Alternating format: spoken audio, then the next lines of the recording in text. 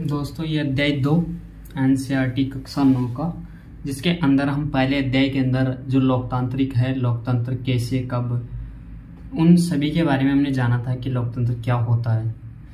और उसके जो 3 अध्याय है, 3 पार्ट के अंदर हमने पहले अध्याय को कवर किया था। उसका प्लेलिस्ट भी आपको चैनल पर मिल जाएगी, तो आप वहाँ पर उससे पहले अध्याय को पढ़ सकते हैं और उसके बाद में आप दूसरा जो अध्याय है आपका, उसे आप पढ़ सकते हैं। संविधान निर्माण। संविधान आप सभी को मालूम होगा कि एक तरह से किसी भी कार्य को अंजाम देते हैं तो उसके लिए जो चीज़ें बनाई जाती है कि इसमें क्या क्या होगा, उसके रूल और रेगुलेशन यानी कि नियम आप समझ सकते हैं। जैसे कोई भी गेम होता है तो उसके लिए नियम रहते हैं, यानी कि कोई भी मान लीजिए क्रिकेट का नियम रहता है, क्रिकेट का खेल होता है तो उसके अंदर हम नियम बनाते हैं कि क्या ग्राउंड होगा, कितने आदमी होंगे, कैसे क्या खेला जाएगा, कैसे जीत होगी, कैसे हार होगी, तो नियम हम बनाते हैं। तो संविधान भी एक तरह का नियमों का सम्मिलित रूप को संविधान कहते हैं। हमने पिछले अध्याय के अंदर जो लोकतंत्र के बारे में पढ़ा था, तो इसके अंदर हम पढ़ेंगे कि जो नियमों का सम्मिलित रूप होता है उसे संविधान कहते हैं, और जिससे नागरिक और सरकार दोनों को उनका पालन भी करना होता है।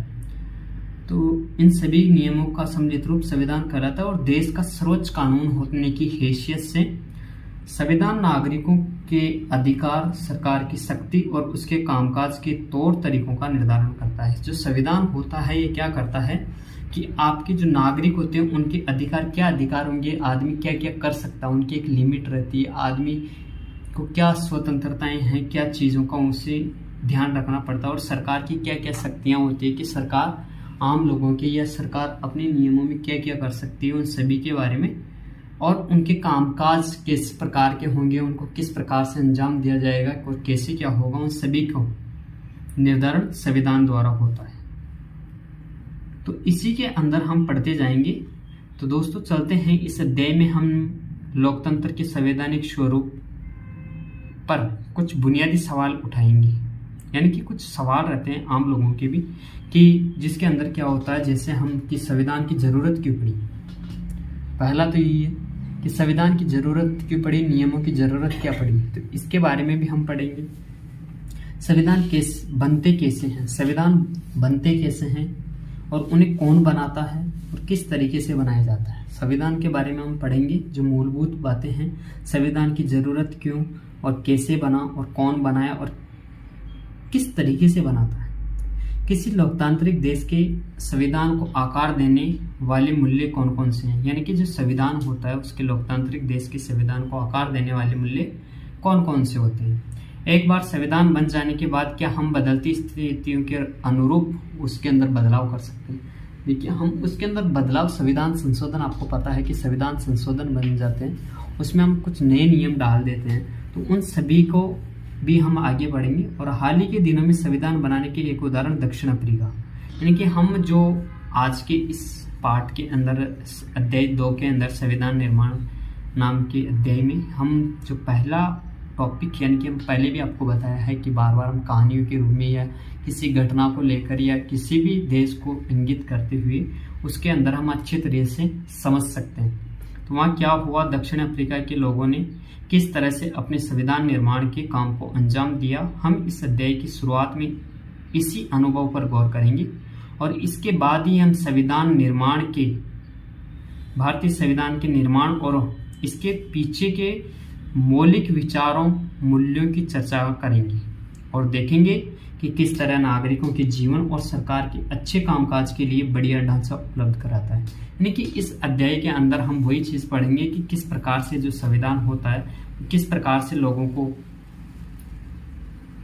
अधिकार देता है और किस प्रकार से उनका पालन करवाता है। इन सभी के बारे में हम आज के इस अध्याय में पढ़ने वाले हैं। तो पहले हम पढ़ेंगे, जो पहला टॉपिक हमारे सामने आता है, दक्षिण अफ्रीका में लोकतांत्रिक संविधान। दक्षिण अफ्रीका में लोकतांत्रिक संविधान, इसी में देखिए नेल्सन मंडेला, ये नेल्सन मंडेला है, जिसके अंदर इनकी महत्वपूर्ण भूमिका इस घटना के अंदर रही जो लोकतांत्रिक संविधान था। इसमें क्या हुआ कि ये कहते हैं कि मैंने गोरों के प्रभुत्व के खिलाफ संघर्ष किया और मैंने ही अश्वेतों के प्रभुत्व का विरोध किया। मैंने एक ऐसे लोकतांत्रिक और स्वतंत्र समाज की कामना की जिसमें सभी लोग पूरे मेलजोल के साथ रहें और सबको समान अवसर उपलब्ध हो। मैं इसी आदर्श के लिए जीवित रहना और इसे पाना चाहता हूँ और अगर जरूरत पड़ी तो इस आदर्श के लिए मैं जान देने को भी तैयार हूँ। देखिए कितनी बड़ी बात की है कि मैं ये चाहता हूँ कि सभी लोगों को समान अधिकार मिले और पूरे मेलजोल के साथ में रहें ताकि किसी भी आदमी को ऊंच नीच इस प्रकार की कोई भी समस्याओं का सामना ना करना पड़े। और ये कहते हैं कि मैं इसी आदर्श के लिए मैं जीता हूँ और इसके लिए यदि जरूरत पड़ी तो मैं अपनी जान भी दे के लिए तैयार हूँ। यानी कि भाई कोई मानता नहीं है तो ये कड़क संघर्ष करेंगे और अपनी जान देने को भी तैयार है। ये नेल्सन मंडेला का कथन है जिन पर दक्षिण अफ्रीका की गोरों की सरकार ने देशद्रोह का मुकदमा चलाया था। देखिए देशद्रोह का मुकदमा यदि कोई भी पार्टी जैसे सत्ता में रहती है तो उनमें कभी कभी ऐसा हो जाता है कि वो देशद्रोह का मुकदमा चला देते हैं, क्योंकि ये एक तरह से आंदोलन खड़ा कर दिया था और इन्हीं के लिए दक्षिण अफ्रीका की जो सरकार है वो देशद्रोह का मुकदमा नेल्सन मंडेला पर चला दिया गया। इसी में है कि उन्हें और 7 अन्य नेताओं को 1664 में देश में रंग भेद चलाने वाली शासन व्यवस्था का विरोध करने के लिए आजीवन कारावास की सजा दी गई। देखिए जो नेल्सन मंडेला था उन्हें और 7 अन्य इनके नेता थे, उन्हीं के साथ में 1964 के अंदर 1964 में देश में रंग भेद से चलने वाली शासन व्यवस्था का विरोध करने के लिए आजीवन कारावास की सजा दी गई। और अगले जो 28 वर्ष रहे, अगले 28 वर्षों तक उन्हें दक्षिण अफ्रीका की सबसे भयावह जेल रोबेन द्वीप में कैद कर रखा गया। जो इन्हें कैद करके रखा गया वो दक्षिण अफ्रीका की जेल थी, एक रोबेन द्वीप, उनमें रखा गया। इन्हीं के अंदर जो रंगभेद के खिलाफ संघर्ष थे उसी के आधार पर हम थोड़ा सा आगे अध्ययन कर लेते हैं कि रंगभेद नस्ली भेदभाव पर आधारित उस व्यवस्था का नाम है जो दक्षिण अफ्रीका में विशिष्ट तौर पर चलाई गई और दक्षिण अफ्रीका पर यह व्यवस्था यूरोप के गोरे लोगों ने ला दी थी। यानी कि जो दक्षिण अफ्रीका के अंदर भी पहले ये नहीं थी, लेकिन जो यूरोप के गोरे वहाँ पे गए तो उन्होंने ये व्यवस्था ला दी थी कि रंगभेद करते थे वो। तो 17वीं शताब्दी और 17वीं और 18वीं सदी में व्यापार करने आई यूरोप की कंपनियों ने दक्षिण अफ्रीका में भी उसी तरह के से इन लोगों को हथियारों और जोर जबरदस्ती से गुलाम बनाए, जैसे भारत को जिस प्रकार से गोरों ने जोर जबरदस्ती किया या जिस प्रकार से लोगों के साथ में हथियारों से लोगों को डरा धमका कर इस प्रकार की जोर जबरदस्ती की और गुलाम बनाया, उसी प्रकार से दक्षिण अफ्रीका के अंदर भी यूरोप के जो अंग्रेज अधिकारी थे या जो अंग्रेज थे उन्होंने इस प्रकार का किया। तो इसी के अंदर हम थोड़ा सा आगे पढ़ इसमें देख लेते हैं। जैसे ये आपको एक पोस्टर दिख रहा होगा, danger native Indians colours if you enter this premises at night you will be listed as missing. इस प्रकार से ये है you have been warned danger, यानी कि साउथ अफ्रीका एसटी ऑनलाइन। इसमें है रंगभेद वाले दौर 1953 का 1953 का एक साइन बोर्ड जिससे तब के तनावपूर्ण संबंधों का पता चलता है। और इस साइन बोर्ड पर लिखा है कि खतरा, यानी कि यहाँ पे लिखा हुआ है खतरा। और देसी अश्वेत हिंदुस्तानी और रंगीन चमड़ी वालों, यहाँ पे लिखा हुआ है कि देसी अश्वेत हिंदुस्तानी और रंगीन चमड़ी वालों, अगर तुम रात में इस परिसर में घुसे तो तुम्हें लापता घोषित कर दिया जाएगा।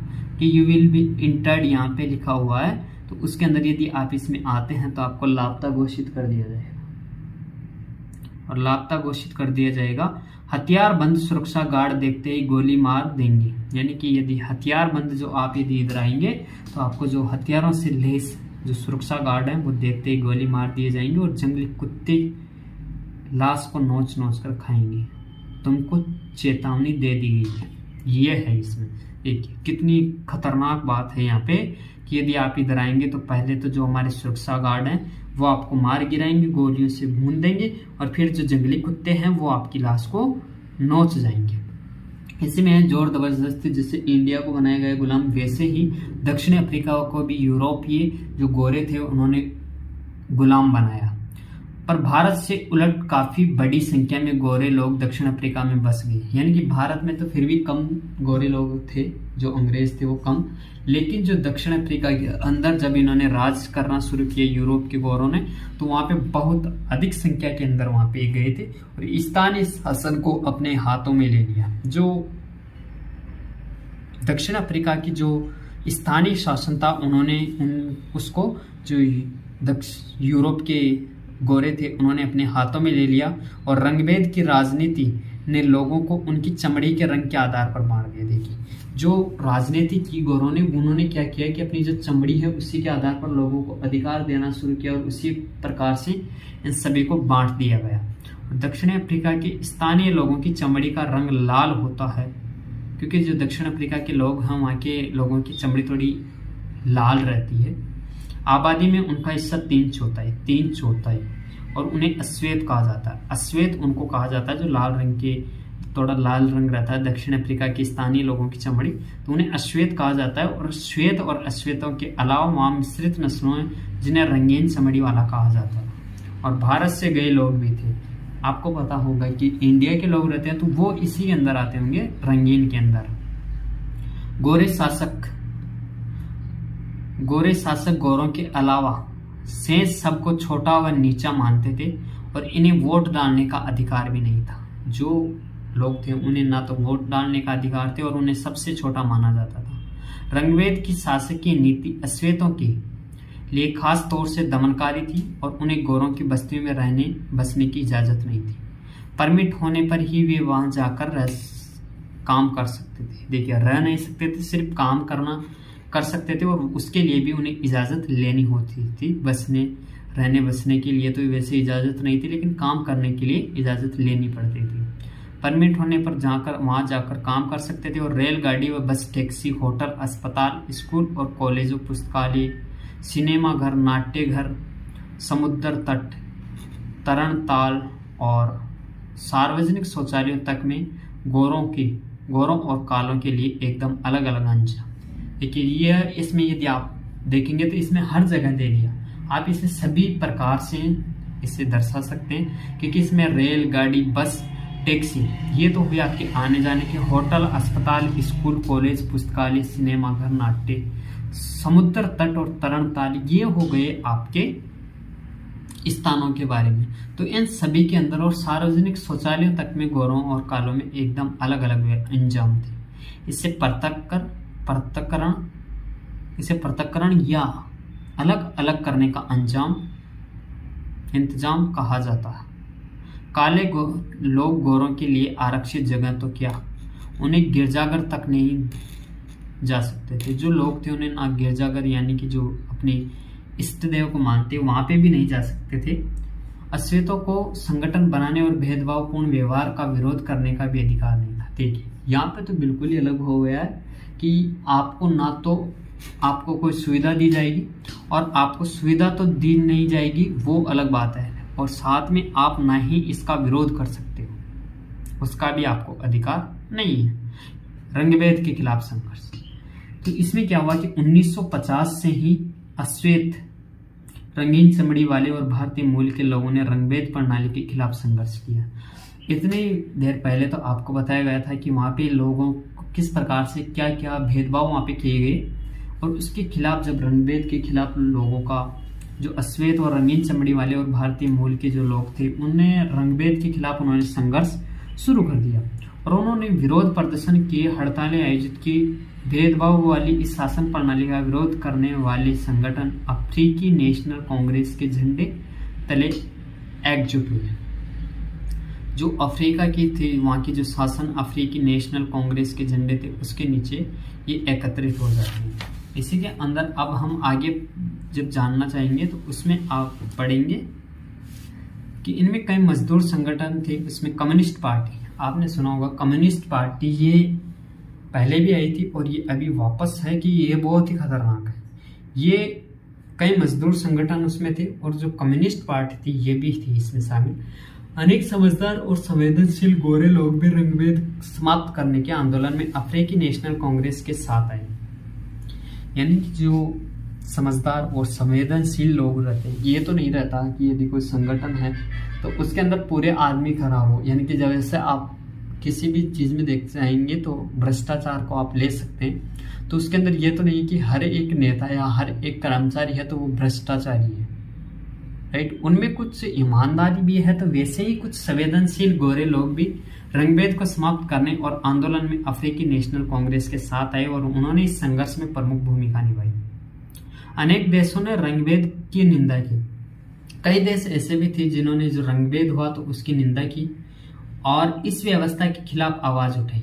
लेकिन गोरी सरकार ने हजारों अश्वेत और रंगीन चमड़ी वालों की हत्या व दमन करते हुए अपना शासन जारी रखा। लेकिन जो वहाँ की जो शासन व्यवस्था थी तो उसके अंदर जो गोरे थे वो क्या करते थे, कई लोगों की हत्या कर दी और उनके ऊपर अपना, यानी कि जैसे ही जिसके हाथ में पावर है वो तो कुछ भी कर सकता है, एक तानाशाह के रूप में उन्होंने शासन करना शुरू कर दिया और अपना जैसे जैसे चलता रहा वैसे वो करते गए। अब इसी के अंदर जब हम पढ़ने जाएंगे तो अब इस प्रकार की बातें हो रही, क्योंकि वहां पे संविधान है लेकिन फिर भी इस प्रकार से है। तो उसमें क्या हुआ कि एक नए संविधान की ओर, अब संविधान बनेगा तो उसके अंदर तो भाई पूरी चीजों को कवर करते ही है, राइट। उसी में हम पढ़ने जा रहे हैं कि एक नए संविधान की ओर। उससे पहले हम एक छोटा सा जो पोस्टर है वो आप देख लीजिए। ये आपको एक पोस्टर दिख रहा है, सिटी ऑफ डरबन। यह डरबन समुद्र तट पर अंग्रेजी, अफ्रीकांस और जुलू भाषा में लिखा नोटिस बोर्ड है। इस पर लिखा है कि डरबन नगर डरबन समुद्र तट कानून की धारा 37 के 37 के तहत इस तट पर नहाने का अधिकार सिर्फ श्वेत नस्ल के लोग हैं। ये देखिए, इसमें आप देख रहे होंगे, इसमें ये एक इधर समुद्र है, इसमें वैसे लोग नहा रहे भी है और इसमें ये लिखा हुआ है, इसमें अलग अलग भाषाओं में लिखा हुआ है। तो इसके अंदर ये कि डरबन समुद्र है, उसके तट पर जो कानून की धारा है वहाँ पे 37 कानून के अंदर बनाया गया है कि इस जो समुद्र है इसमें सिर्फ श्वेत लोग ही नहा सकते हैं। इसमें हम एक जो नए संविधान की ओर चलते हैं। तो रंगभेद के खिलाफ जब संघर्ष और विरोध बढ़ता गया तो सरकार को यह एहसास हो गया कि अब वह जोर जबरदस्ती से अश्वेतों पर अपना जो राज है कायम नहीं कर सकती है, क्योंकि जो अश्वेत है और जो भारतीय मूल के निवासी हैं उन्होंने अपना जो विरोध था वो उन्होंने संघर्ष जारी कर दिया था। लेकिन उसे भी जो सरकार थी उसने दबा दिया था, कई लोगों की हत्या कर दी थी और दमन करते हुए अपना शासन जारी रखा था। लेकिन फिर भी इन्होंने हार नहीं मानी और अपना जो संघर्ष था उन्हें जारी किया गया। तो सरकार ने अपनी नीतियों में बदलाव शुरू कर दिया। जो गोरी सरकार थी इन्होंने क्या किया कि अपनी जो नीतियां बना रखी थी इन्होंने इसमें कुछ बदलाव किए और भेदभाव वाले कानूनों को वापस ले लिया गया। जैसे भेदभाव के जो नियम थे उनके अंदर अभी आपको बताया गया था कि पोस्टर के अंदर वहाँ पे गोरे लोग ही ना सकते थे, अश्वेत और भारतीय मूल के और जो लाल चमड़ी वाले यानी कि जो रंगीन हैं वो वहाँ पे नहीं ना सकते थे। तो उन इस प्रकार के कई नियम थे। ये तो सिर्फ एक नियम बताया गया, लेकिन इस प्रकार के कई नियम थे, उन सभी नियमों को वापस ले लिया गया। तो इससे क्या होता है कि जो राजनीतिक दलों पर लगा प्रतिबंध और मीडिया पर लगी पाबंदियां उठा ली गई थी। क्योंकि पहले ये था कि ना तो कोई भी राजनीतिक दल था वो इनके खिलाफ खड़ा नहीं हो सकता था और मीडिया भी इन पे कोई सवाल नहीं उठा सकती थी, जिसके कारण ये अपनी मनमानी करते थे। तो इन सभी को वापस ले लिया गया और 28 वर्ष तक जेल में कैद रखने के बाद नेल्सन मंडेला को आज़ाद कर दिया। जो नेल्सन मंडेला है इन्हें अंदर कर दिया गया था, लेकिन 28 वर्ष बाद में इनको वापस आज़ाद कर दिया गया। और 26 अप्रैल 1994 की मध्य रात्रि को दक्षिण अफ्रीका गणराज्य का एक नया झंडा लहराया। इन्होंने क्या किया कि नेल्सन मंडेला को आज़ाद करने के बाद में 26 अप्रैल को 1994 की मध्य रात्रि को दक्षिण अफ्रीका गणराज्य का एक नया झंडा लहराया और ये दुनिया का एक नया लोकतांत्रिक देश बन गया। रंगभेद वाली शासन व्यवस्था समाप्त हुई। रंगभेद की जो समस्या थी वो यहाँ पे समाप्त हो चुकी है और सभी नस्ल के लोगों की मिलीजुली सरकार के गठन का रास्ता खुल गया। जब इस प्रकार का रास्ता खुल गया तो अब यह है कि ये सब हुआ कैसे आखिर। तो इसके अंदर हम थोड़ा सा आगे इस पे नजर डालते हैं कि साधारण से बदलाव के बाद नए दक्षिण अफ्रीका के पहले राष्ट्रपति नेल्सन मंडेला के मुंह से, देखिए आप वापस से इस बात को एक बार रिपीट करता हूं,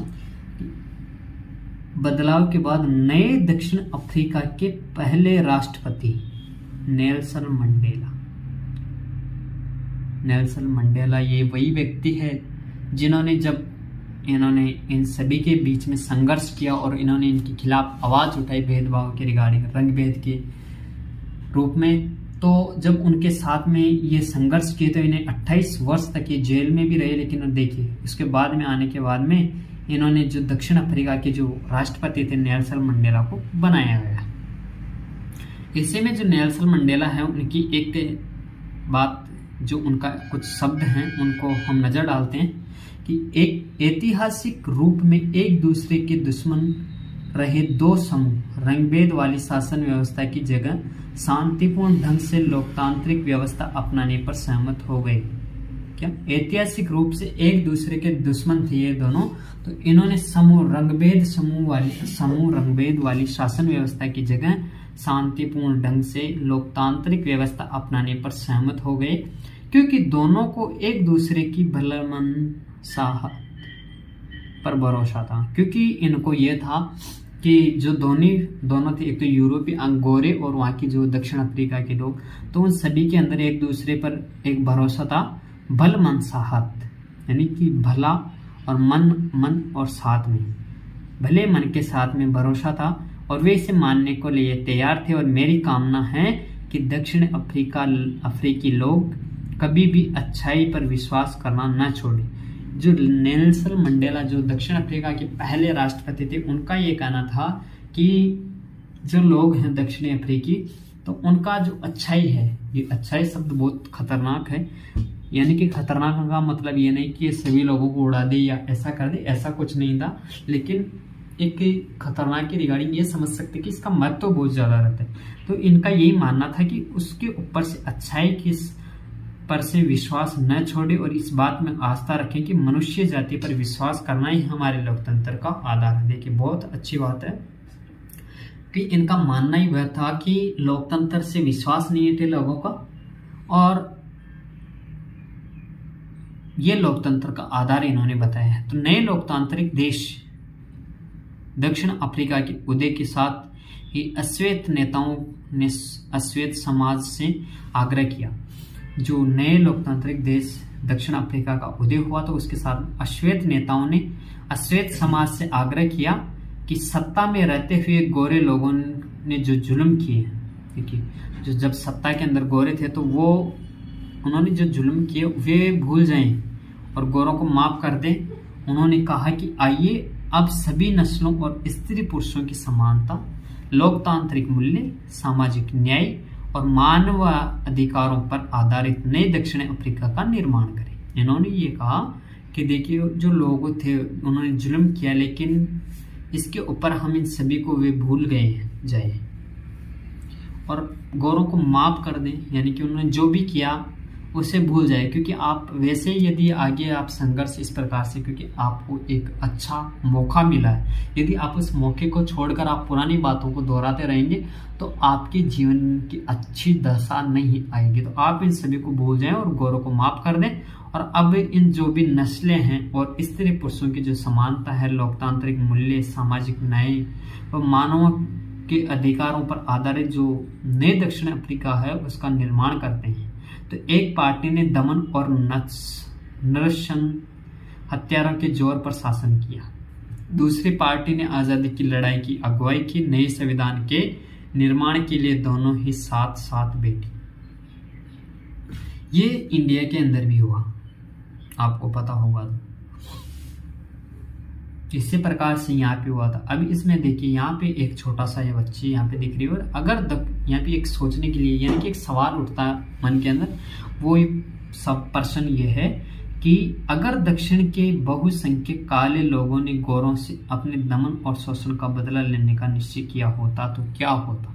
इस पे आप विचार जरूर कीजिएगा कि क्या होता, क्योंकि आपको मालूम है कि यदि इस प्रकार से होता तो इसमें एक तो समय का दुरुपयोग होता सबसे बड़ा, और यदि मान लीजिए, क्योंकि ये तो अपनी ओर से हम सोच के बता रहे हैं, लेकिन मान लीजिए जो गोरे थे वो भड़क जाते या उन्हें वापस इस प्रकार से वो वापस वहाँ पे राज करना शुरू कर देते, तो इनके जीवन की आते आते अच्छी दशा आती आती फिर भी वो बिगड़ जाती। तो ये भी हो सकता था, या ये भी हो सकता था कि ये उनको अपने बल पर, अपने जो शक्ति है उसके बल पर गोरों को वहां से भगा दिया जाता। इस प्रकार के हम तर्क और वितर्क दोनों आपको मिलेंगे। अब इसके अंदर आप यहाँ पे एक टैटू देख रहे होंगे, ये एक पोस्टर बना हुआ है जो विकिपीडिया से है कि जेएनयू फ्री डॉक्यूमेंटेशन लाइसेंस, जिसके अंदर यहाँ पे देखिए आज का दक्षिण अफ्रीका, ये तस्वीर आज के दक्षिण अफ्रीका की सोच को उजागर करती है। आज का दक्षिण अफ्रीका खुद को इंद्रधनुषी देश कहता है। क्या आप बता सकते हैं क्यों? इंद्रधनुष आप देखते हैं कि जिसमें अलग अलग रंग रहते हैं और वो एक जगह ही समाहित रहते हैं, यानी कि पास पास रहते हैं। तो उससे आप सिंपली आप समझ सकते हैं कि इसके अंदर हर प्रकार के आदमी आपको दिख रहे होंगे। यहाँ पे आप देखेंगे तो ये सरकार के हैं, यहाँ पे ये कुछ खिलाड़ी आपको दिख रहे होंगे, यहाँ पे ये जनता, यहाँ पे ये फौज है, यहाँ पे ये कारीगर हैं, और भी आपको बता दें ये लोग हैं जो पानी वाले हैं, ये किसान हैं, ये कारीगर हैं, और भी ये छात्र हैं, ये सभी एक जगह पे हैं। तो इसमें आप जान सकते हैं कि इंद्रधनुषी देश, उन्होंने ये कहा कि इंद्रधनुषी देश, इंद्रधनुषी का मतलब जिसमें भिन्न भिन्न रंग वाले भी एक जगह रहते हैं।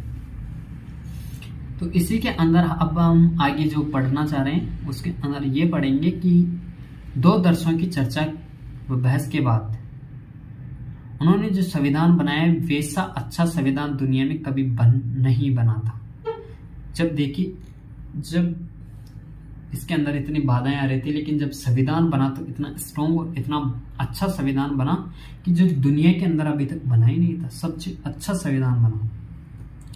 और इस संविधान में नागरिकों को जितने व्यापक अधिकार दिए गए उतने दुनिया के किसी संविधान ने नहीं दिए हैं।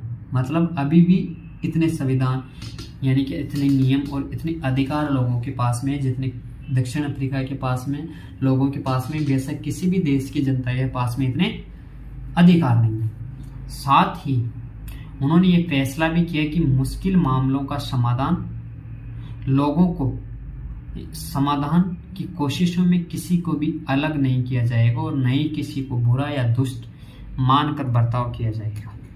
इस बात पर भी सहमति बनी है कि पहले जिसने चाहे जो कुछ किया हो, लेकिन अब हर समस्या का समाधान भी सबकी भागीदारी होगी। और दक्षिण अफ्रीका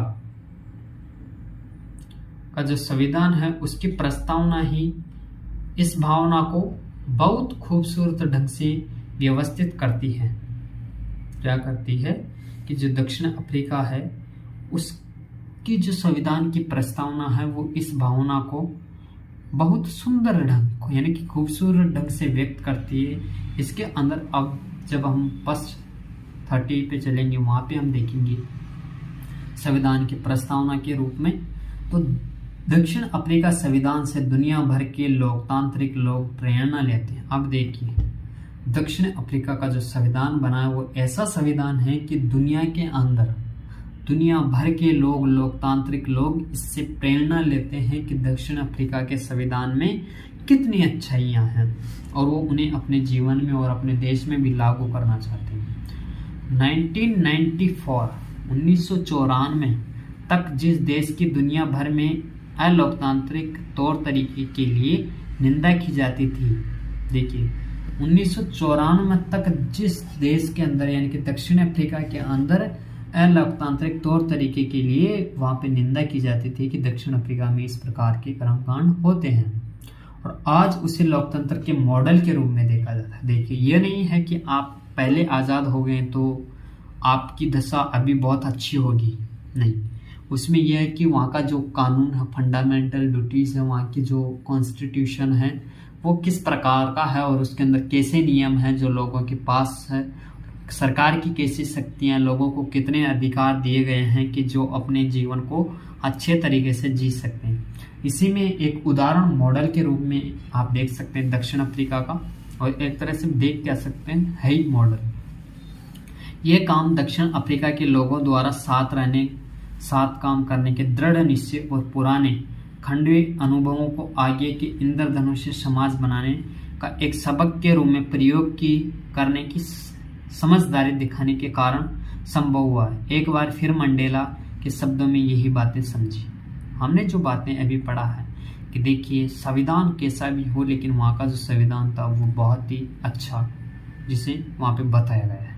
उसी के अंदर जो दक्षिण अफ्रीका के पहले राष्ट्रपति थे मंडेला, उन्हीं की जवानी से हम एक बार फिर उनकी जवान को और उनके शब्दों को देखते हैं कि दक्षिण अफ्रीका का संविधान इतिहास और भविष्य दोनों की बातें करता है। कि दक्षिण अफ्रीका का जो संविधान है वो भविष्य की भी बातें करता है और इतिहास की भी बातें करता है, क्योंकि इतिहास से ही भविष्य आपका तय हो जाता है कभी कभी, कि आपका जो भविष्य इतिहास के अंदर आपके साथ में क्या घटित हुआ, तो आप अपने भविष्य को तय कर लेते हैं कि हमें पुरानी वाली जो लाइफ स्टाइल है, पुराने जो नियम हैं, उनको हम वापस से नहीं रखना चाहिए और अपने भविष्य को अच्छा बना देते हैं। कभी कभी लोग इसे गलत भी बना लेते हैं। एक तरफ तो ये एक पवित्र समझौता है कि दक्षिण अफ्रीकी के रूप में हम एक दूसरे से ये वायदा करते हैं कि हम अपने रंगभेदी, क्रूर और दमनकारी इतिहास को फिर से दोहराने की अनुमति नहीं देंगे। इसमें पहला तो ये है कि अब मान लीजिए अब कोई भी आ जाए, हम किसी को यहाँ टिकने नहीं देंगे और अपने जो संविधान है और अपना जो दक्षिण अफ्रीका है, इसे वापस किसी के हाथों में पहले की तरह नहीं झोंकेंगे। पर बात इतनी ही नहीं है, यह अपने देश को इसके सभी लोगों द्वारा वास्तविक अर्थों में साझा करने का घोषणा पत्र भी है। श्वेत और अश्वेत, स्त्री और पुरुष, ये देश का पूर्ण रूप से हम सभी का है। ये यह कहता है कि ये जो देश है ये हम सभी का है, पूरे संपूर्ण देश हम सभी का है। इसी के अंदर हम छोटी सी जानकारी आगे आप देख सकते हैं। यहाँ पे एक साइट भी दी गई है। देखिए किताब में कितनी अच्छी जानकारी है कि आपको यहाँ पर तो पढ़ाया गया है, लेकिन उसके साथ में आपको और एक वेबसाइट यहाँ पे दी गई है, आप नोट कर सकते हैं। हैटअप्स यानी कि HTTPS जो ऊपर आते हैं <2 और फिर www.gov.za, यहाँ पर आप सर्च करेंगे तो यहाँ पर भी आपको बहुत सारी जानकारी मिल जाएगी। अब हम इसी के अंदर थोड़ी सी बात आगे याद कर सकते हैं। क्या दक्षिण अफ्रीका की स्वतंत्रता, यानी कि आगे हम क्या कर रहे हैं, क्या दक्षिण अफ्रीका की स्वतंत्रता संग्राम, यानी कि जो दक्षिण अफ्रीका है वहाँ के जो स्वतंत्रता संग्राम से आपको भारतीय राष्ट्रीय आंदोलन की याद आई है। क्योंकि याद तो आई है क्योंकि गोरे यहाँ पे भी आए थे, हमारे साथ में भी वही जोर जबरदस्ती और दुर्व्यवहार किया गया था, तो वही यहाँ पे भी एक बार आपको दिया गया है। विभिन्न समुदायों के बीच संबंध, इसके आधार पर दोनों संघर्षों में समानताएं और असमानताएं आपको बताने की विभिन्न समुदायों के बीच में क्या संबंध है। नेतृत्व, गांधी यहाँ पे जिस प्रकार से गांधी थे वहां पर मंडेला जी थे। संघर्ष का नेतृत्व करने वाली पार्टी यानी कि अफ्रीकन नेशनल कांग्रेस पार्टी और भारतीय राष्ट्रीय कांग्रेस, इनके अंदर आपको अपने विचार विमर्श करना है अपने दोस्तों के साथ में। या संघर्ष का कैसा तरीका था, उपनिवेशवाद का चरित्र क्या था, उपनिवेशवाद का चरित्र क्या, तो इन सभी के बारे में हमने आज पढ़ा है। और आगे भी हम इस प्रकार से और जानकारी लेंगे कि जिसके अंदर हम जो बात मुख्य रूप से पढ़ने जाएंगे वो है हमें संविधान की जरूरत क्यों है, संविधान की जरूरत हम सभी को क्यों पड़ी है। इसी लेसन के अंदर हम